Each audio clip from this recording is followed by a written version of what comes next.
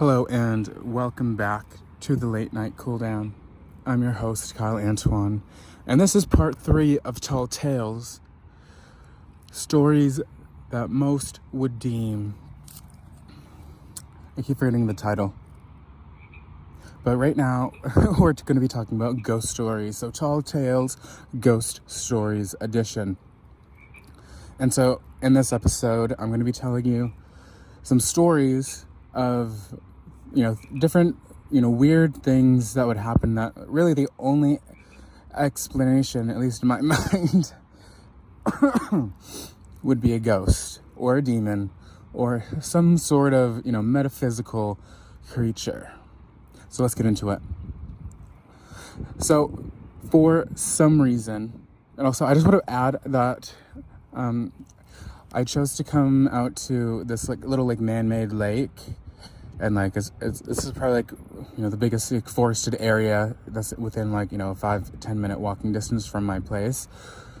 So the spooky vibes are on. I've already heard some noises, some things that go bump in the night, which is perfect to set the tone for this episode.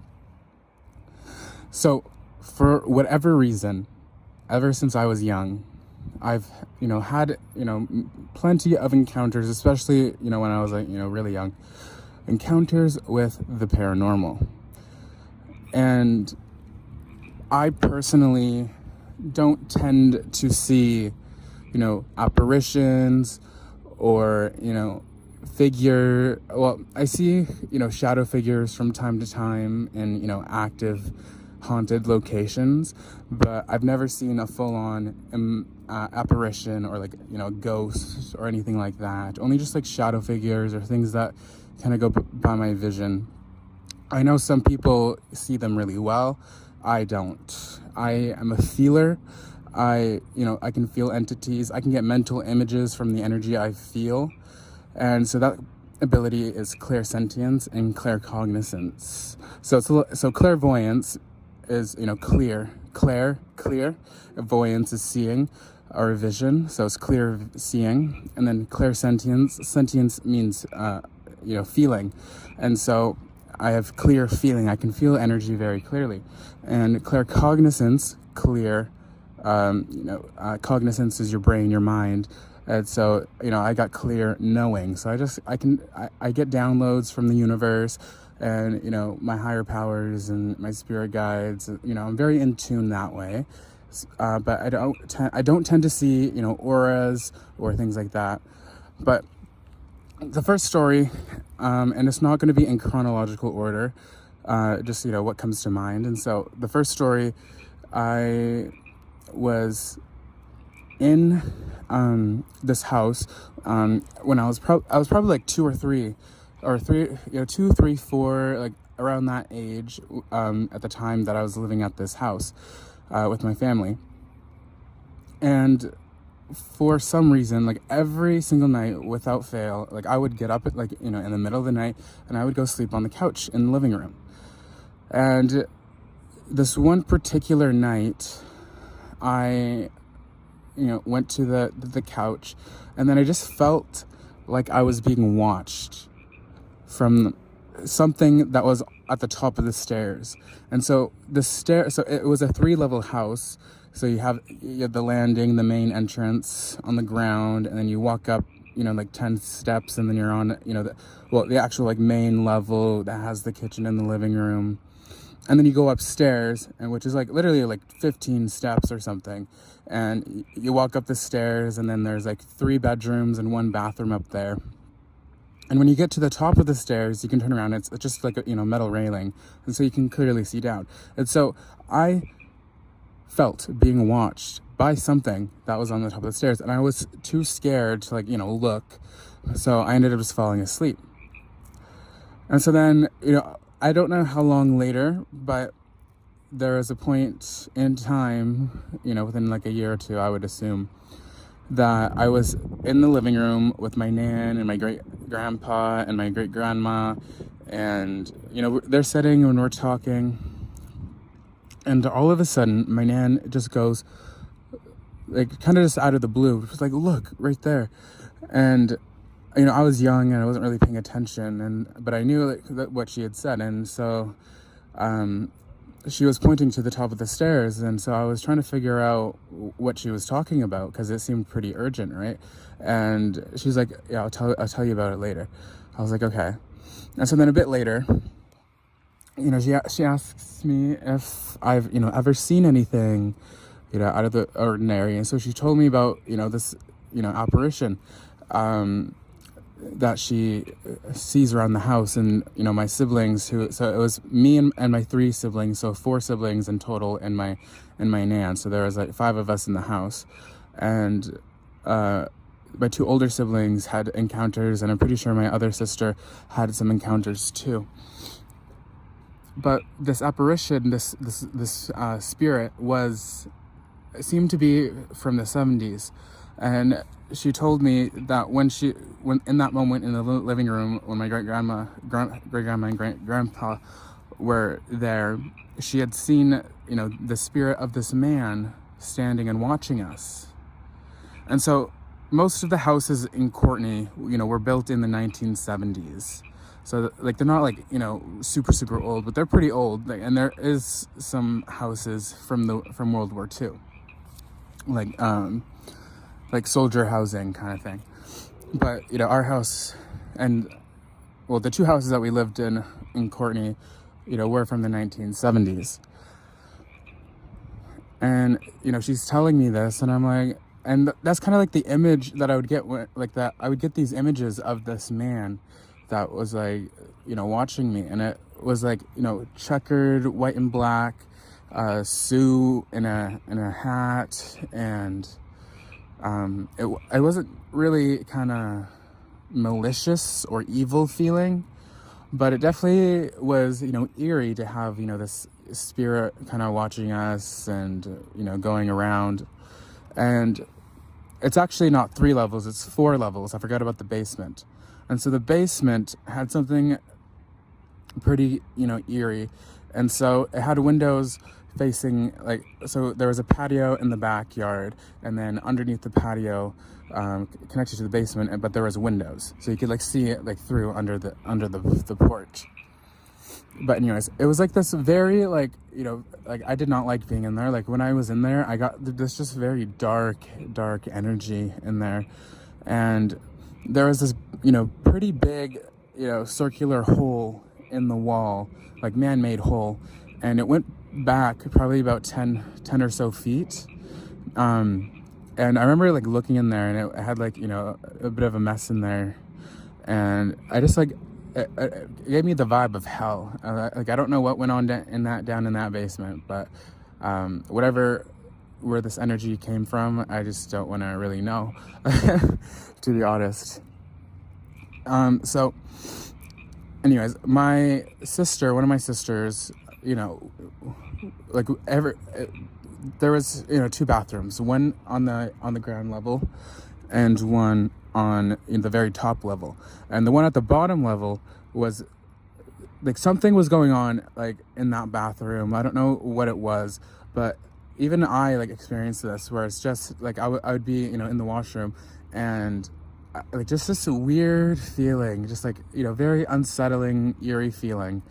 And my sister experienced the same thing, to the point where she would have someone in there with her to not be scared, and we were all younger teenagers. They were probably younger teenagers or preteens at that point, and then we were all, and then me and my other sister were little kids, so it was just the buddy system. But anyways,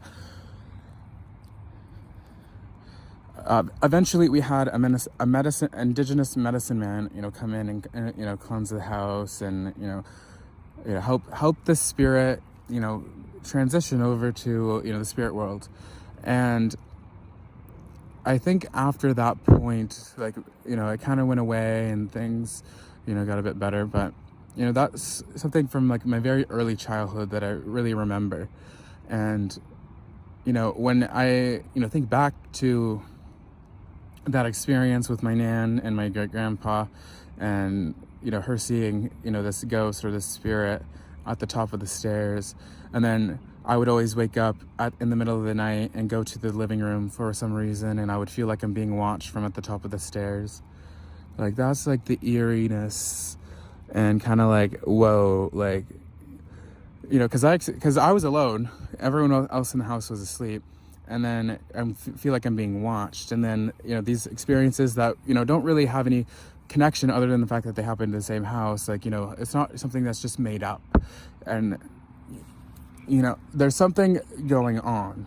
It's, you know, that some things do go bump in the night. And it gets a bit creepy some places, you know. Now, thankfully, the place I live in now, I haven't experienced any like weird vibes or anything like that nature. But you know, you go to some places and you're like, whoa, like it's pretty, something is going on in here. I don't know what, but something's going on. And this brings me to the next story.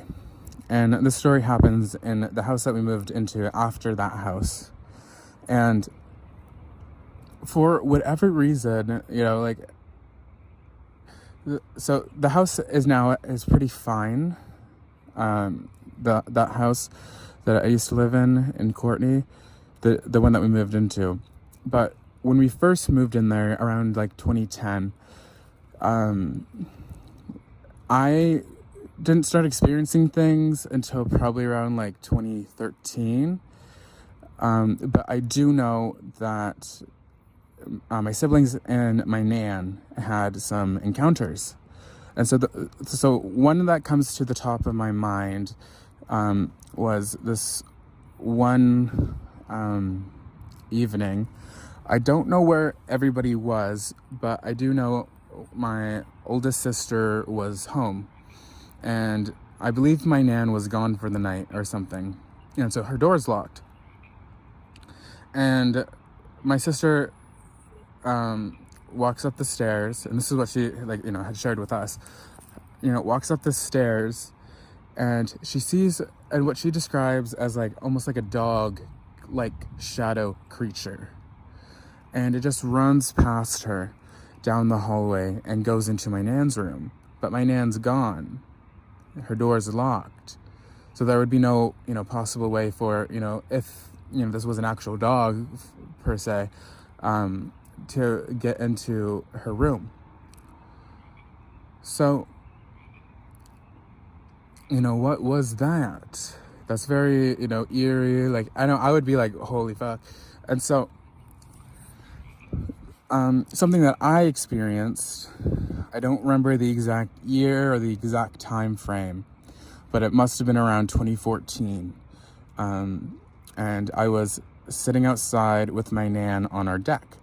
And it's on the, a second floor, and so we have an attic, and so in the attic, it's just like a pull down stairs. You walk up, and there's like a walkway that goes down the middle of the house, and so no one was up there. Obviously, no one was up there. Well, not obviously, but I will say nobody was there. Like trifling around in the attic. But all of a sudden, like, we're just sitting there, and then we hear these footsteps, like loud boots, like stepping on the ground right above us. So we heard footsteps coming from the attic, and it was literally like, I'm 5'11". I was probably 5'6" then, but even so, from where it was literally like right above our heads, the noise. And that's probably, one of like a handful of times where I've actually heard, something making noise, but it's not, a physical being, right?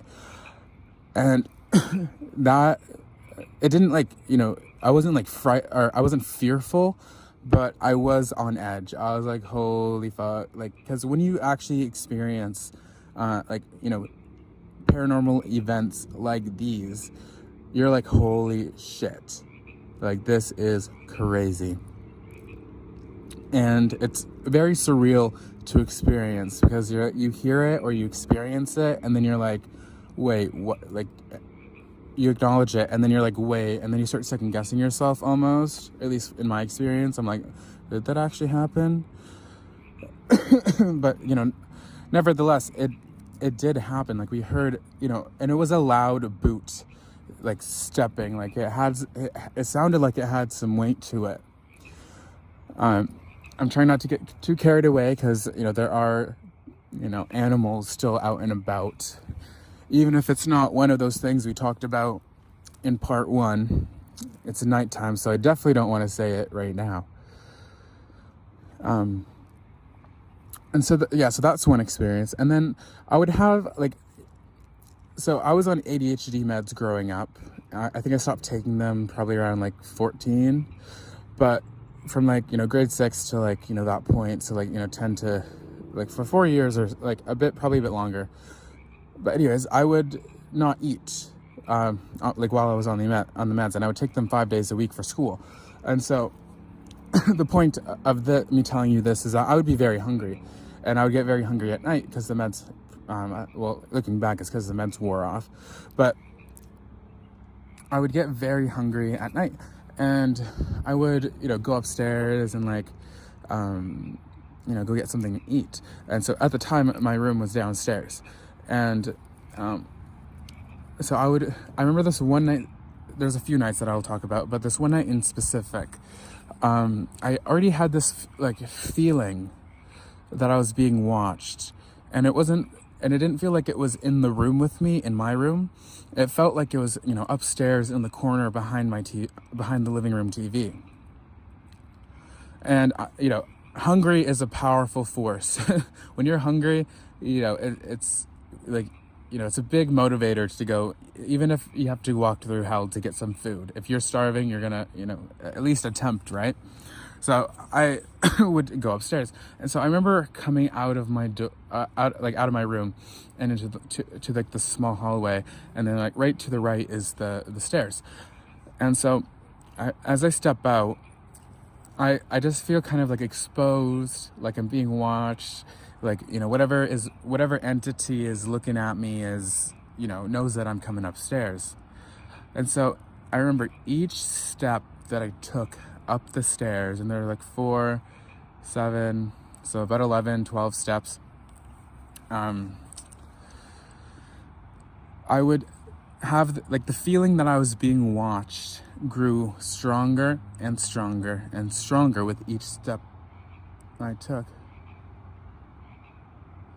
I'm hearing noises. I do not want to get jumped by a coyote. Lord, help me. Keep me safe. Keep me protected as I tell my ghost stories. Thank you, Lord. Jesus Christ, save me, protect me, love me. I love you. Thank you. Let's continue on.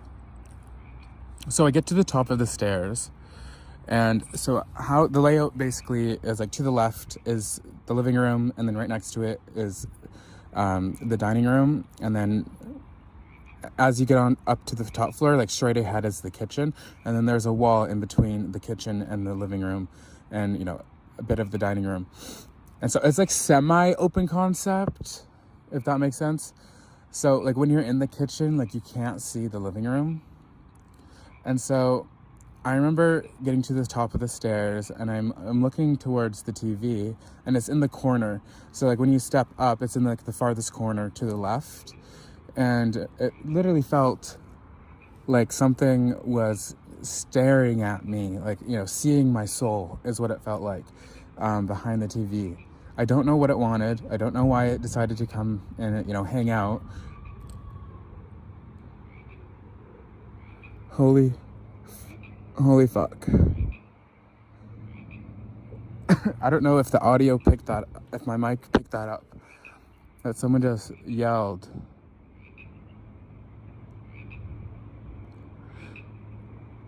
Ah, but it could have even been help. But it didn't sound too scared. If I hear another one, I'll go investigate. But even when I sat down and started recording, the wind picked up over the bushes right next to me. And I'm whoa, this is the vibe. And I do like being scared, like the feeling of it, like it's kind of exciting and it's kind of fun. But when actual scary things happen, I still think it's kind of exciting and fun. But I'm also like, maybe let's, get to safety. But anyways, it wasn't just this one entity behind the TV staring at me and giving me this, weird feeling. It literally felt like I walked in on like, people having a conversation in my living room. It felt like energetic a bit, and they're kind of just like, it felt like there were like, two spirits on the love seat, and then maybe like 3 or 4 spirits on like the main like longer couch. And if you don't have like, if you haven't experienced things like this, and you're not kind of like, you're not tapped into like, these like supernatural abilities, humans, like every human has these abilities. It's just kind of like some are born better at others, and some have to practice and learn how to get in tune with it. But if you know what I'm talking about, then like you know. And it felt like, for some reason, one of the entities behind the TV wasn't with the other entities on the couch. And again, like I don't see apparitions or anything. I tend not to see them, but I do get mental images of the energy that I'm feeling, and I've learned and developed it to a point where I can focus on certain energy and I can get images from it. It is a psychic ability, and it is real. I don't necessarily know the inner workings and how it works and all that, but I do know it does work, and I know how I can use it for me. And so the kind of like the images I got were my living room, but it was in this very like light blue, almost like if you've ever been on a bus late at night and it has like those bright blue lights shining. It was kind of that vibe. And like that was kind of like the hue that was that in the mental images that I got. And I got like these images of these entities kind of just looking up at me, and then and they were kind of more like developed, like they had like kind of like their spirit bodies and stuff. But whatever was behind the TV gave me like a weird mental image, and it was essentially like this image of like if you've ever seen like the black and white creepy looking fucking like creatures online, like creepy pastas and stuff, like that's just like just picture one of those things, and it'll be pretty close to what I had the mental image of. And so I was like, okay, like, hey, like I just like I wasn't messing with it. I wanted to get my food and go back to sleep. So I go into the kitchen, and it was kind of weird, the feeling like in the kitchen. Like the kitchen felt safe, and the kitchen felt kind of normal. It was literally just like the living room. And I got my food, and it freaked me out to the point that I see someone shining a light. So I'm just like, when I'm doing the podcast, and especially when I'm telling stories, like I get so like into the story that I kind of lose, my awareness of my surroundings. So I'm trying to be more conscious of that while I'm recording this spooky episode, because I don't want to get rolled up on by a rabid raccoon or a pack of coyotes or anything, because there's one person going to be left standing, or there's one thing that's going to be left standing, and that's going to be me. I'll tell you that right now. I might be crawling if it's a pack of coyotes, but I'll be the one who won.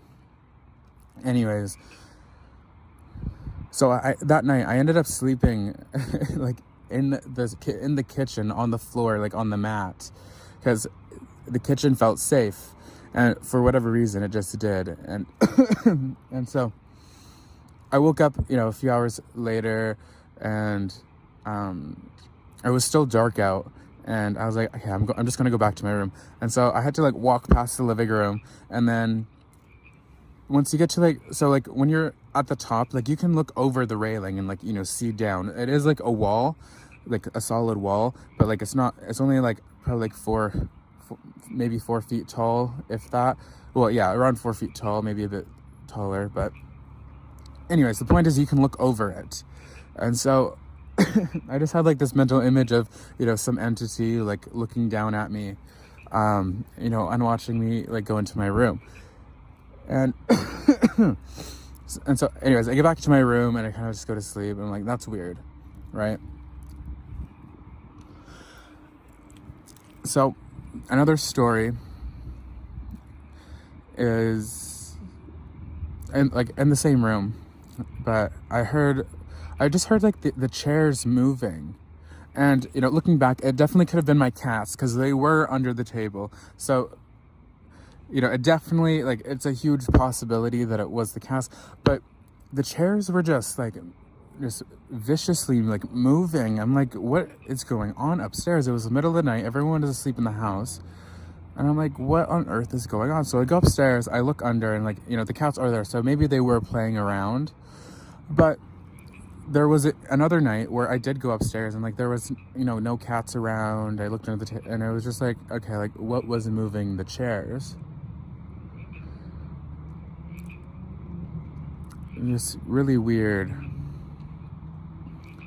I'm trying to think of some other stories. So another story happened to my brother, and he was probably around 17 at the time. So I would have been like, you know, really young, probably like elementary school age. But he got gifted a ring by someone. And, you know, there was something about this ring. I don't know exactly what it would have been. Like if someone put a curse on it, or it just had a bunch of bad juju or bad energy or something, right? And also, this is a story that was told to my sister, who then told me.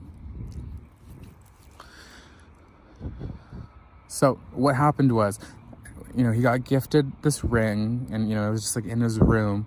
And he said that, you know, he was playing his video games late at night, and then he looks at the doorway, and he just sees like these, you know, big black hands with like, I picture it like with claws or something, just like wrapped around the door frame. And like just that like mental image alone right now is giving me like the heebie-jeebies. Like imagine like you get gifted something, and then like, because I've never seen shit like that. And, you know, I'm kind of thankful I haven't, because like that would scare the absolute, you know, shit out of me. And that's kind of like the point with some of these, you know, entities, or, you know, more negative entities, and, you know, things that we would call, or, you know, would be demons in our terms, right? And, you know, some part of, you know, what these more negative entities are out to do is to scare you. You know, for whatever reason. Maybe they want the fear, maybe they want you to leave, you know, something like that. But typically, if it's in your own house and these things just kind of start happening, it's to scare you. They want you to be scared of them, and because they feed off the energy. I don't know exactly, you know, what they get out of it, but that's my understanding of, you know, why things tend to, like, why certain entities want to scare you. So it's very important to, you know, tell, like, if you're ever in this situation, be like, I'm not scared of you, you need to go. And they get, and like, you know, and mean it and be assertive. And be like, this is my space, you need to go to your space. And that's back to hell. Or wherever you came from, but you can't stay here. Something like that, right? You gotta be assertive, you gotta tell them to fuck off. And, you know, they'll leave you alone. If not, burn some sage and do some prayer. You know, and if needed, find a medicine man and get some, you know, help getting these things out of your place. So coming to a bit more recently, like back at the end of 2025, I was living with one of my sisters. No longer live with them. Besides the point, while I was staying there, I personally never really, you know, encountered much or really felt much.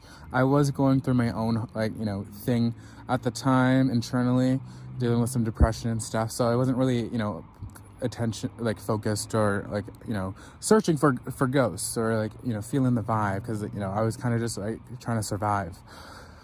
But there is probably something going on in that house, and sometimes spirits, if they know that how to get rid of them, or they know that you're spiritually aware and awakened and how to handle them and get them to leave, they will avoid you. And I think that is probably the case with my sister's house, because if I encounter something, I will get it to leave. And so leading up to a few weeks before I moved out, I would occasionally see shadow figures kind of just like past the doorway, or different things like that.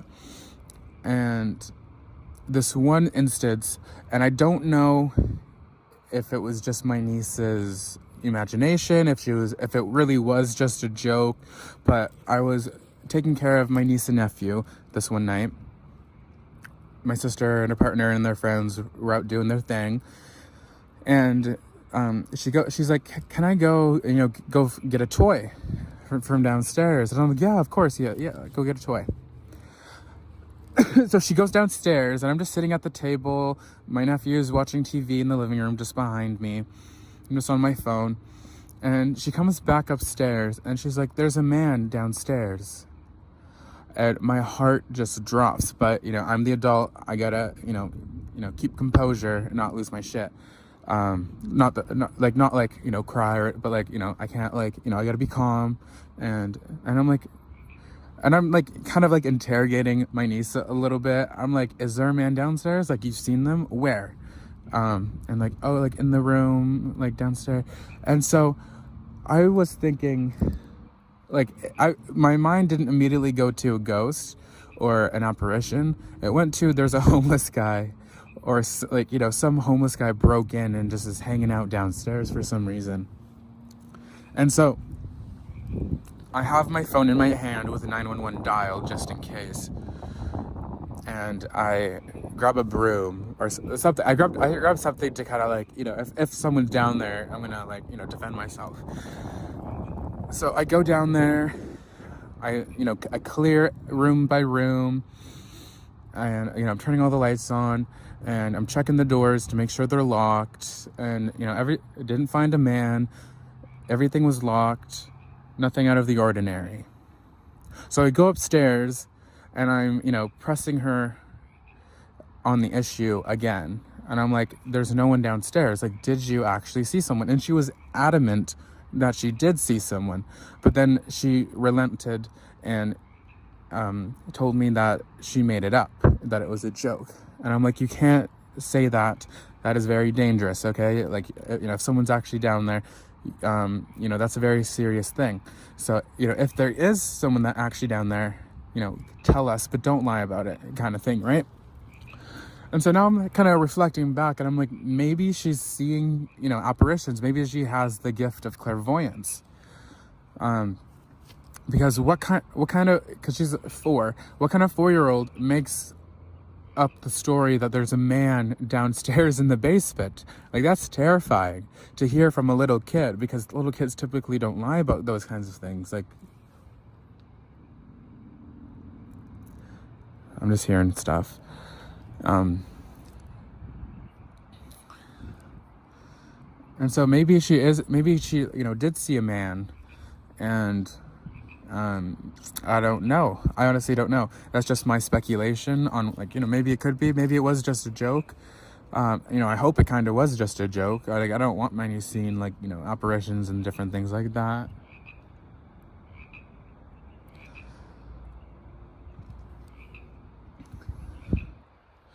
I swear I just saw a light over there. Literally in the bushes behind me. I think I might be freaking myself out.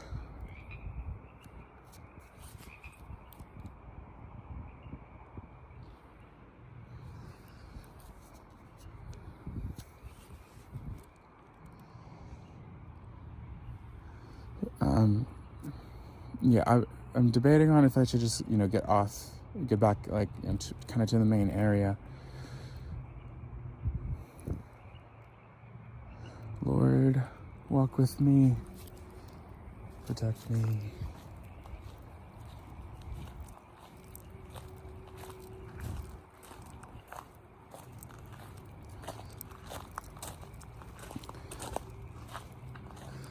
As I walk, I'm going to try and think of some more stories to tell you. But honestly, not much is coming to mind at this moment.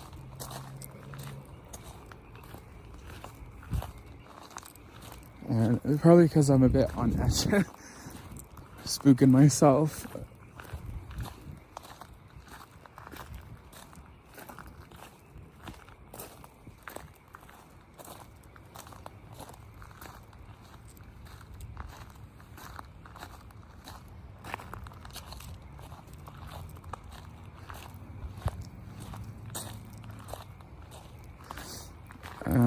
Well, this one night, I got invited to a friend's Airbnb, and so it was me, my sister, our friend, and another friend, and their dad. And so in this Airbnb was literally out in the middle of nowhere, like probably like 20 to 30 minutes north of Courtney, in the middle of a forest. And so the owner of this Airbnb had told our friend and their dad that, we're free to, go anywhere in the house except down in the basement downstairs. For whatever reason, I don't know, but I do know, like, when you walk in, there's like the staircase that leads downstairs is like right in front of the front door as you step in. And I just got this, weird, bad vibe, like something sinister, just like this weird energy coming from the basement. And I wasn't the only one who felt this. I didn't share that immediately, but when we kind of like were hanging out in one of the rooms together, I told them what I felt, and they're like, "Oh my goodness, you feel it too?" And I'm like, "Yeah." I was like, "I don't know what's going on in the basement, but something's afoot. Something's afoot." Because you never know with Airbnbs. It's literally someone's property that they're renting out. You don't know if they're like, keeping people in the basement, or people were in the basement, or maybe like the actual owner himself is in the basement watching us through cameras. The world is not all sunshine and rainbows all the time. I believe in the prism of life. My concept that, focus, relentless optimism, focus, shift the way you look at things to see the brighter side. But at the same time, we can't be ignorant to the very real, danger that's out there. So, and it's not, everywhere all the time, but it is out there. And, we got to remain vigilant, and we got to remain smart and safe, right? And that's just a little side note. If you're, renting somewhere, or you're staying somewhere, like, you gotta be safe and you gotta be smart. And, I would say like 10 out of 10 times, I got a bad feeling, I got a bad vibe from a person or a place or situation. That feeling was always right and spot on. And maybe it's not as, big as, getting kidnapped or assaulted or murdered or, things of that nature.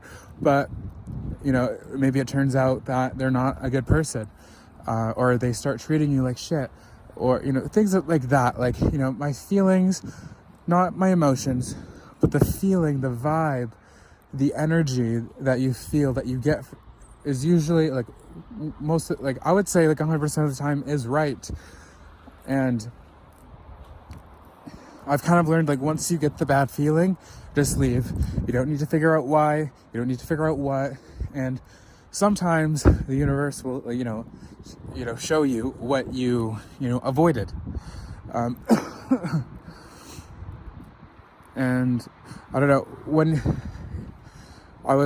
I'm back near the parking lot on the bridge, so at least not like, I'm literally like probably I'm closer to the main road, closer to the parking lot. I'm not, surrounded by bush. So, I'm feeling a bit better over here. But when I was, over there, it literally felt like I didn't feel like I was being watched, but like the vibe was just, and I think it's definitely, part of it is me, talking about, these spooky things and feeling spooked, scaring myself. But when you talk about things like these, like it does, open the energy up to, more of these things kind of happening, which is, part of the reason why in part 1, it said not to name the name of those, creatures that I talked about. And you're also not supposed to whistle at night either, because it attracts them for some reason. And you're not supposed to say their name either.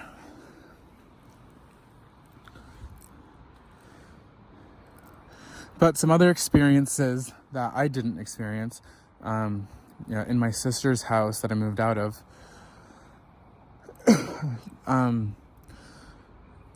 apparently this one night, her partner experienced like things getting like thrown off the counter, and I think they even said that a can of beans or a can of noodles, something like that, but a can got flung across the kitchen, and like no one was in the kitchen, and just very like spooky kind of things happening. I'm losing a bit of steam. It's getting a bit late. I recorded 2 other podcast episodes today, because I was just like, I'm on a roll. Let's do another part. But I just love talking about the paranormal. Like I ever since I was a kid, I loved reading the ghost stories of Canada and all of those ghost story books. I really do enjoy hearing stories, even if they're from creepypasta, or like true experiences and things like that. Because I do like I guess I'm one of those weird people who like being scared, and with like the supernatural and the things that go bump in the night. And so I'm really trying to right now I'm really just trying to think without rambling too much of some other stories, because I'm sure there are ones that just kind of slip my mind. I mean, there is this one time, my sister, who's closest in age to me, was at their friend's house, and our friend just lived down the road from us. And they were, hanging out in the friend's room downstairs, and it was a 2-story house. And so they were hearing stuff upstairs. I don't know. I just saw a light in the bush again. I don't know if it's just reflecting off something, but it looked almost like a flashlight.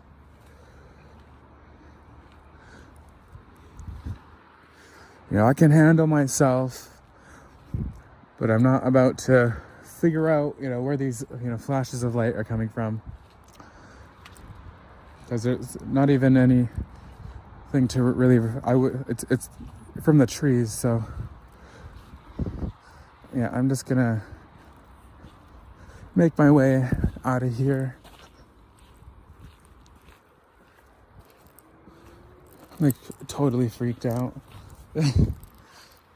Because I do not want to get murdered while recording a podcast episode, though maybe that is what's going to blow up my podcast. But then how would I upload it?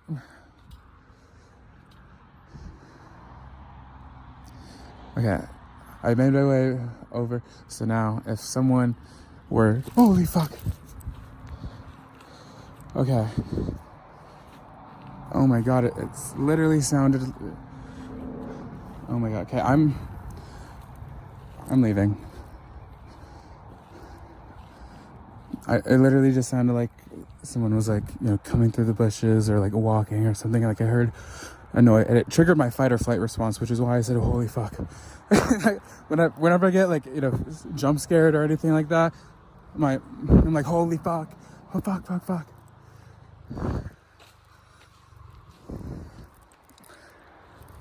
Okay, I'm gonna pause you for a sec and... Okay, actually, no, we got time to make it across the road. It's like a mini highway. Okay. Yeah, I'm glad I got out of there.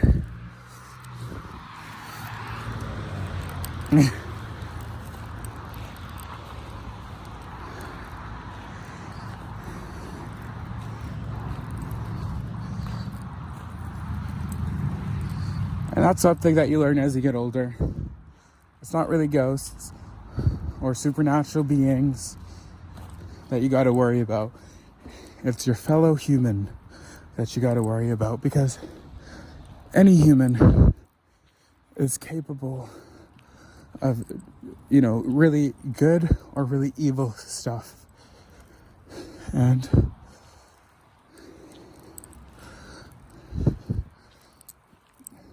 one of the things I think about is, some people get murdered not because they did anything wrong or, something like that. It's literally because this deranged person decided that they wanted to go kill somebody and they go do it. And, the victim just happened to be in the quote unquote right place, right time. Wrong place, wrong time. But you know what I mean. And so as fascinating and as spooked out I get, talking about the supernatural and things that go bump in the night, what really concerns me is some deranged maniac, breaking in or whatever, because, if a killer wants to kill and they're psychopathic, they're going to go do it. And if you just happen to be across their path, you might be the next victim. And yeah, I don't know what made those noises.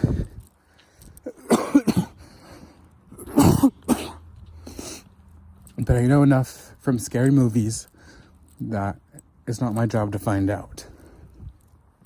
Because you never know. You really never know. Like, some psycho could be hiding out in the bushes,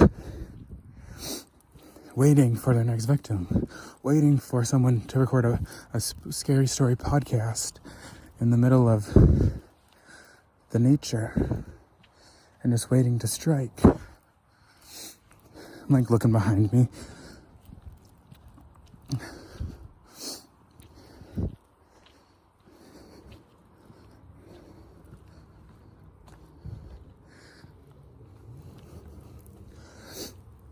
I'm pretty tall.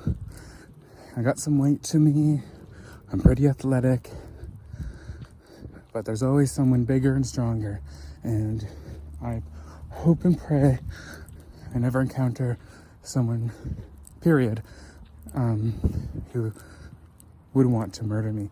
And, statistically, probably everyone alive has walked past a murderer or even have interacted with a murderer,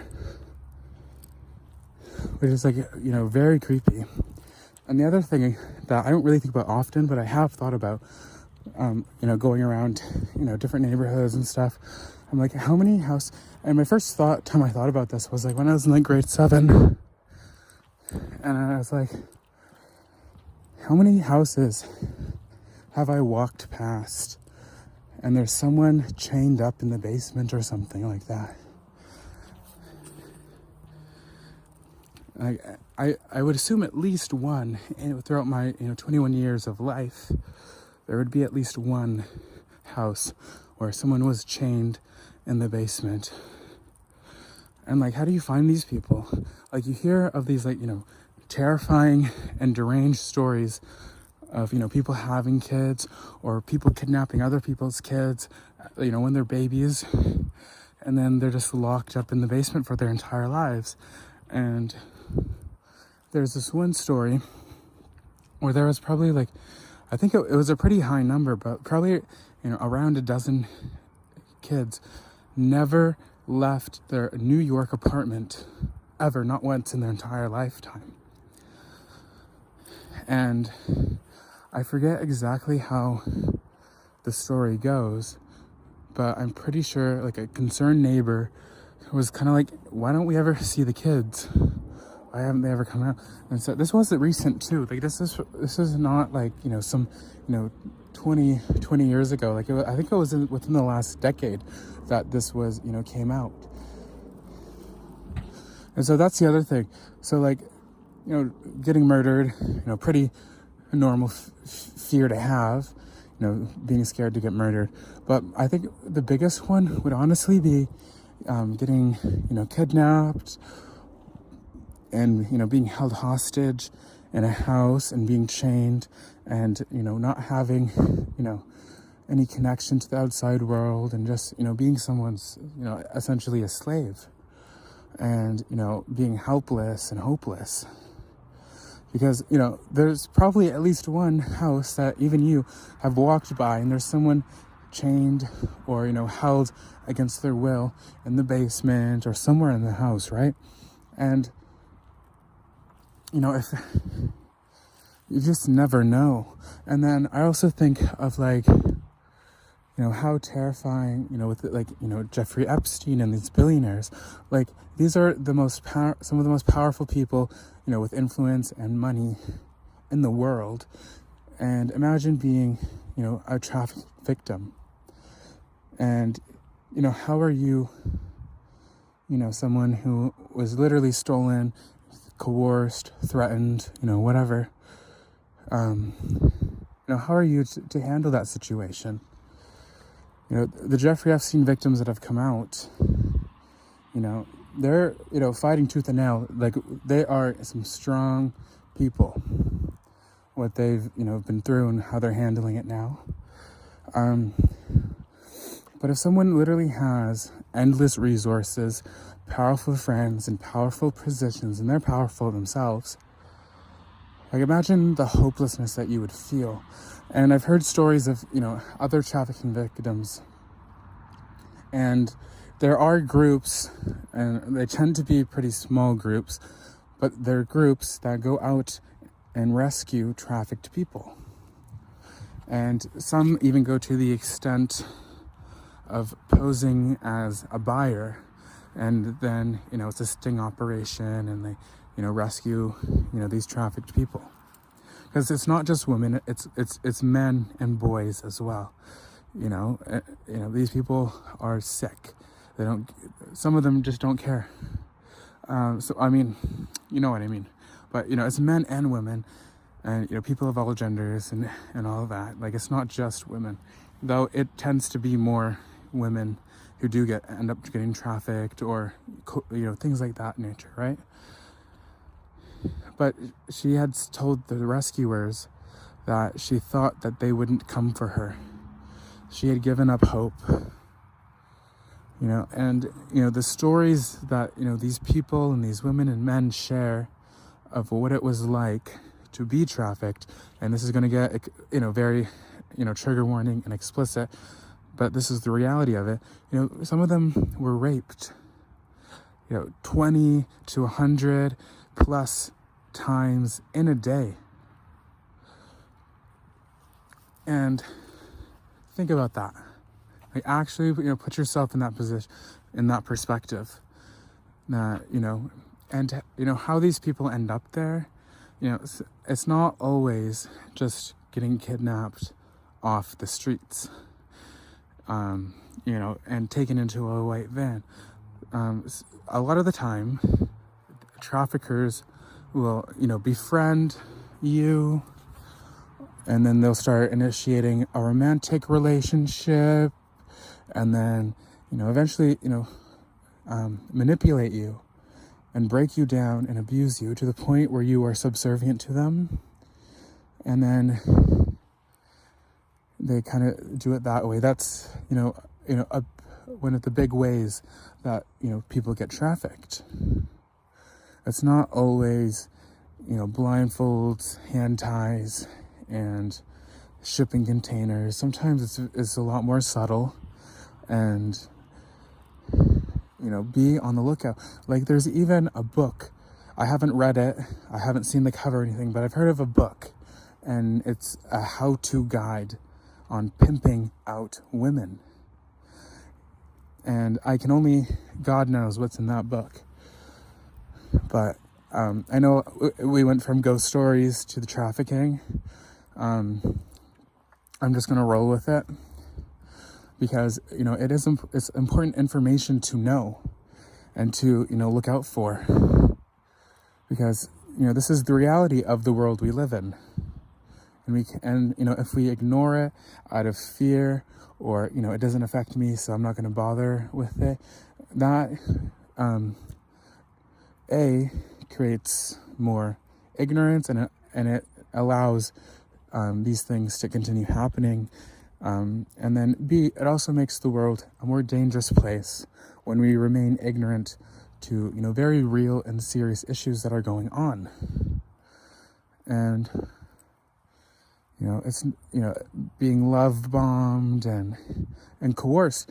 And then, one of the very evil and sinister things that, these people will do sometimes, and this is what Jeffrey Epstein and Ghislaine Maxwell did to their victims, was that after wearing their victims down enough, they would get them to go out and recruit other girls. So the trafficking victim becomes a trafficker. And the mindfuck is they're still the victim. Like, do you see how sinister that is? That they, seek out young women, and a lot of them underage women or girls, children, and they manipulate them and abuse them to the point where they don't, when they get the opportunity to, they don't even escape. They sometimes, go out and recruit other young children into it, and then it continues.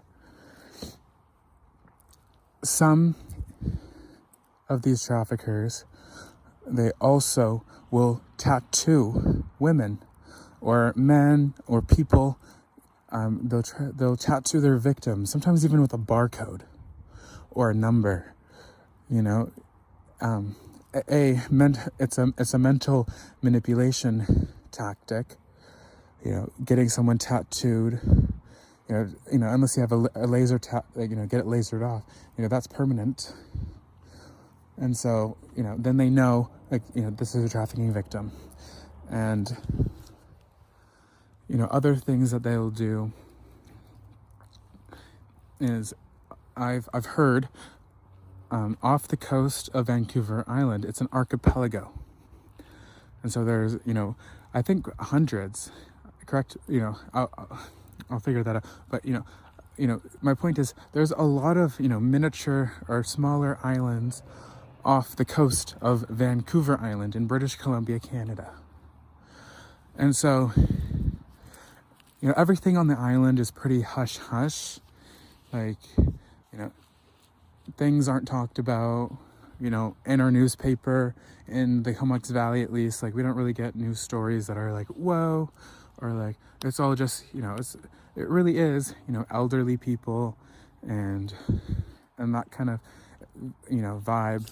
And so we don't really get much of breaking news, this happened, unless it, but everything is pretty hush-hush over there. But you do hear whispers. And, some of these whispers that I've heard through the grapevine is that these traffickers will find their victim, kidnap them. I assume, kidnap them, however that happens. And then they'll take them to one of these islands off the coast of Vancouver Island, and they will put them in like crab cages or like fish cage. They'll put them in a cage on the shoreline, and they'll, keep them there. And so, on the coast, tide comes in, tide goes out.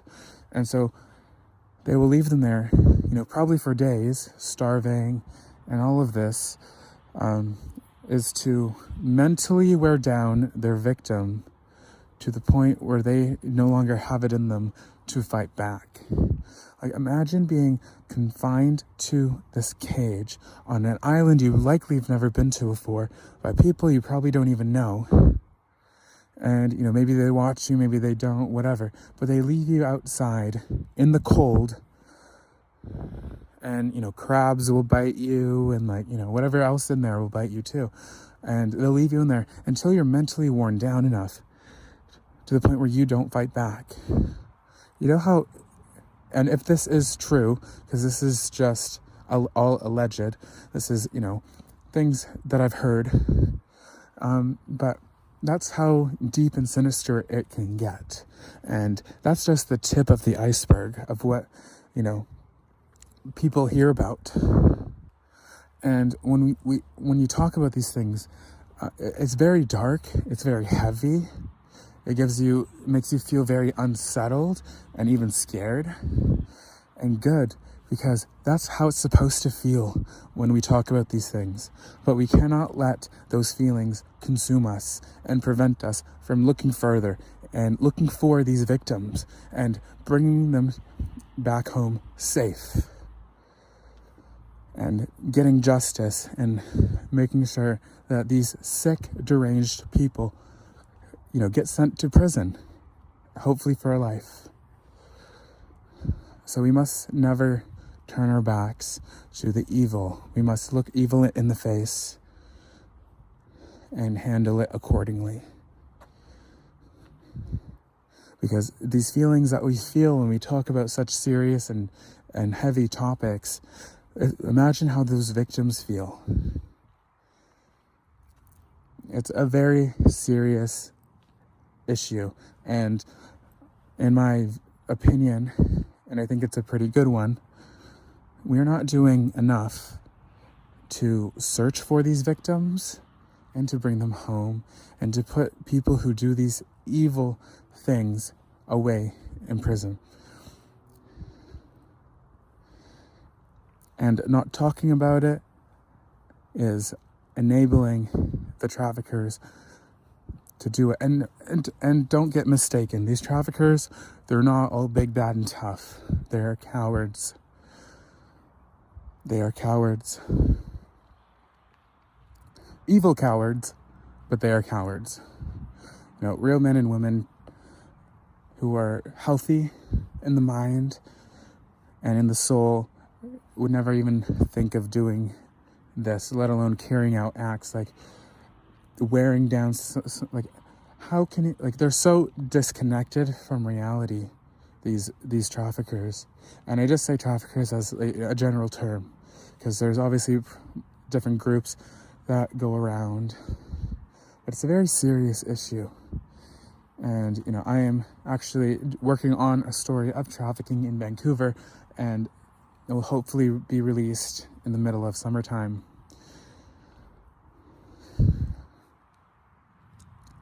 And that's not a plug for the journalism story, but that's, I am looking into it further, And then another thing that traffickers will do to keep, the people that they, have victimized under their control is they will dose them, with heroin, maybe fentanyl or meth, some seriously hard and heavy and addictive drugs. And they do this so that if these people try to leave, they're going to get, bad withdrawals, and they're likely to come back, or they're likely to just never leave at all, because they need the drug once they get addicted to it. And that's another very dangerous thing, and a very evil thing, is, dosing someone. And maybe in certain circumstances, the victim willingly takes it. Maybe let's just set a scene, for example. We'll set a scene. You're out and you meet these really cool, nice people. They all seem to be really nice. And they invite you back to their place or their apartment or a hotel room. And they're like, hey, we're all doing this. Let's say it's fentanyl or heroin. We're all doing some heroin. Do you want some? And then you're in the vibe, you're in the mood. You don't want to bring down the party. You don't want to be left out. And so you take some heroin. Your first time ever, and now you're hooked. Now they got you. Now you want more. And then all of a sudden, you're really fucked up and everybody else is normal. They're fine, they're functioning. But you're really fucked up now. Now you're in the perfect position for a trafficker to do whatever they want to you, or get you to do whatever they want. You see, it's not always, white van stops, people come out, they grab you and they take you off. And I'm sure that does happen some places. But it can be even more covert like that. And so never go home. And, I say this as, someone who has done this, but never go back to someone's place that you don't know. And if you do, bring a friend, or share your location, let a friend, someone who you trust, somebody who will either call the police or come find you.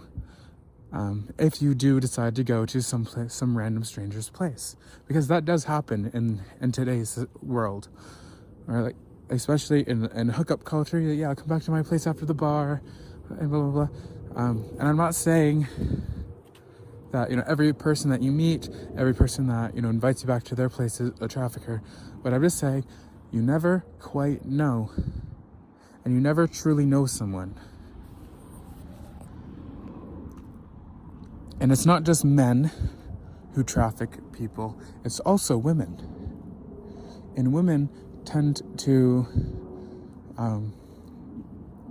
they're probably a bit better at it, I would assume. And, women can traffic men and they can traffic women. Let's set another example scenario. So I'm a woman and you're a female. And I'm like, hey, we're out at an event, or we're out at the bar. And hey, let's get fucked up. And, I'm drinking virgin. You don't know that. You don't know I'm drinking virgin cocktails and, taking water shots instead of vodka. You don't know that I didn't do the line, but you did, of ketamine. And now you're really fucked up. And now, hey, you're really messed up. Let's go back to my place. And then, all of a sudden now you're blacked out. And you wake up and you don't know what happened and you're sore. You never know with people. And, words of advice is don't smoke cigarettes from people you don't know. They can put fentanyl in there. They can put, whatever drug that, can be inhaled, to get you fucked up or to make you black out. Drink spiking is also a major one. If you're going to a party somewhere, it doesn't matter whose party it is. You don't know who's going to be there. You don't know who is going to date rape people. And so never leave your drink unattended, not even with a friend. Because if your friend's drinking too, chances are they're not fully watching your drink. And it only takes literally less than a second for someone to put something in there. And you just don't know. And if you leave your drink unattended, or it looks weird, or it tastes weird, go to, if needed, call an ambulance, but go to a trusted friend right away and be like, I think I got spiked, and get the fuck out of there. And with men trafficking victims, trafficking victims who are men, the same situation can happen as well.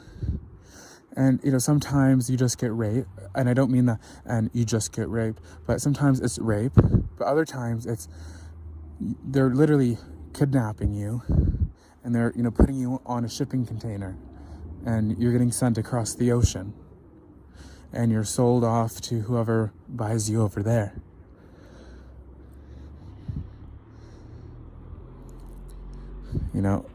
It can go from, it can go to, extremes pretty quickly. And especially if you live in a major city, and especially if you live in a major coastal city, it can get pretty dangerous. And the story that I'm working on is actually about Crab Park in downtown Vancouver. Now, Crab Park is a park that's, right across from the shipyard where all the big shipping boats come in, and, those, if you're on the Seaboat, if you're at waterfront, you can see like these big cranes and all of these shipping containers. And people who kind of know the area have said online that if you go to Crab Park late at night around 3 a.m, you will hear people screaming from the shipyard. And so what I'm going to do is investigate these claims. And I'm not saying they're right, and I'm not saying they're wrong. But more than enough people have, said there's something going on at Crab Park at night, and we hear screams from the shipyards. And there's even a video of a frantic, distraught woman going through a park downtown Vancouver, and she's like, she has an apartment near Crab Park, near the shipyards, and she says that the screaming at night that comes from there, like, is, insane. It's loud, and the city of Vancouver isn't doing anything about it. And the same sentiment has been shared by, multiple other people. Enough people for, I need to look into this. And I've been super busy with like being sick and this and that, but once it's go time, it's go time, and I'm going to be diving into this, and I'm going to be going there and investigating. So by the grace of God, we're going to do it right, we're going to do it thoroughly, and we're going to give our own conclusion. And I am going to go there at 3 a.m. and see what I hear. And I'm going to go there on different days and different times, and see what's up, because if I do hear screaming, then that means that that means that these people are telling the truth, and B, something has to be done. And if something has to be done, then I will look into it, into what needs to be done and how to proceed. But we'll get to that point when we get to that point. And you never quite know with people, so that's why I say be vigilant. Keep an optimistic perspective. Try to see, the best of what you can through any situation relentlessly. But also, it's okay and it's needed that we acknowledge, the very evil things that are being done in this world. And in the face of evil, in the face of these people who do evil things, we cannot back down, and we mustn't look away, and we mustn't shut up. Because that's when they win, is when we look away, when we remain ignorant, and when we remain silent. And that's part of the late night cool down. What we're all about is giving people a platform and a voice to share what they need to share and what they want to share. Giving people who may not have a voice. And that's really what season 2 is about. I'm bringing on, a lot of artists in the season 2, but I'm also going to be finding, homeless people and, people from all different types of different walks of life to come on and share their experience. and their life and, whatever it is that they want to talk about. And it's going to get very, I assume it's going to get pretty intense during some episodes. We're going to definitely cover different topics. I might even try to interview, RCMP officers and VPD officers and that kind of thing. Because, if these claims are true and there are people who are in shipping containers being most likely raped or abused or tortured, why isn't something being done about it? Why isn't it being acknowledged that, there are these claims? Why hasn't there been an investigation? And if there has been an investigation, is it pending? Or, why? I have all of these questions, and I'm going to, do my best, by the grace of God, to get the answers. And, the Late Night Cool Down is an independent company. It's literally, me. And I intend to keep it that way. I'm not going to be bought out. I'm not going to be paid to lie or to say something that goes against my beliefs, or, paid off to be silent. I am doing this because I want to, and because I don't need their money. I don't need their money. And the Late Night Cool Down, by the grace of God, is going to remain fully independent throughout the entire course of the company. And I hope that my company, by the grace of God, gets so big that it becomes, self-sufficient and self-supporting and, fully sovereign. I don't want, people's money. I want your money. I'm going to sell merch and, different things like that. But I don't want money. I don't want dirty money. I don't want money that, you're not going to pay me to say a certain opinion that I don't believe. You're not going to pay me to not say something. The Late Night Cool Down is the Late Night Cool Down. It's the Late Night Cool Down. It's not, some other person's opinions cool down. It's Kyle Antoine's cool down. We just hit almost an hour and 20 minutes. So if you made it this far, I really want to thank you for, tuning in and listening to this episode of the Late Night Cool Down, part 3 of Tall Tales. And I just want to add that, all of this trafficking stuff, these are not tall tales. This is a very real reality that about the world that we live in today. It kind of turned into this aspect during the second half of this episode, but I'm glad it did, because that's just kind of how it flowed for this episode. And obviously it was something that I needed to talk about.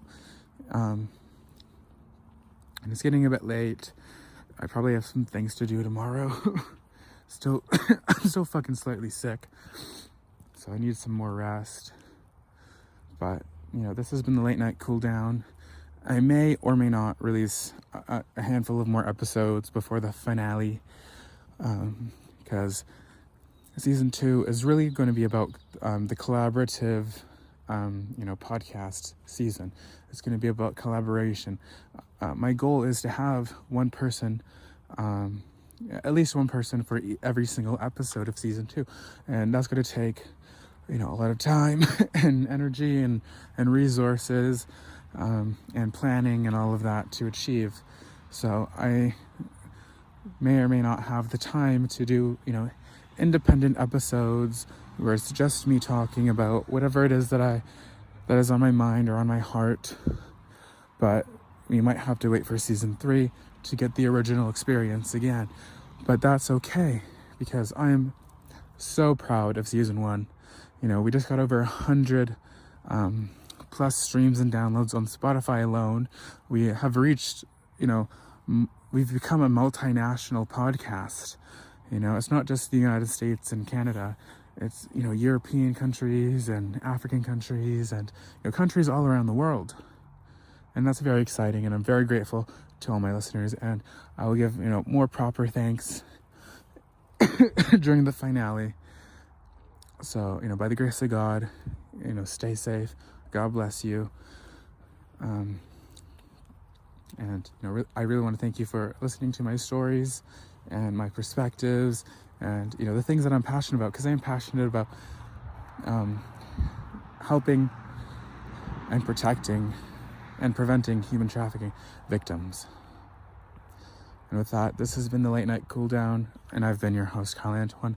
Make sure to go follow us on all of our social medias, all of the Late Night Cool Down's social medias, and all of my social medias. You can find it in the link tree in my Instagram bio, or just do linktree / Kyle Antoine or / the Late Night Cool Down, and you'll find us. And it would mean the world for you to like and share and do all of that good stuff. So, thank you and goodbye.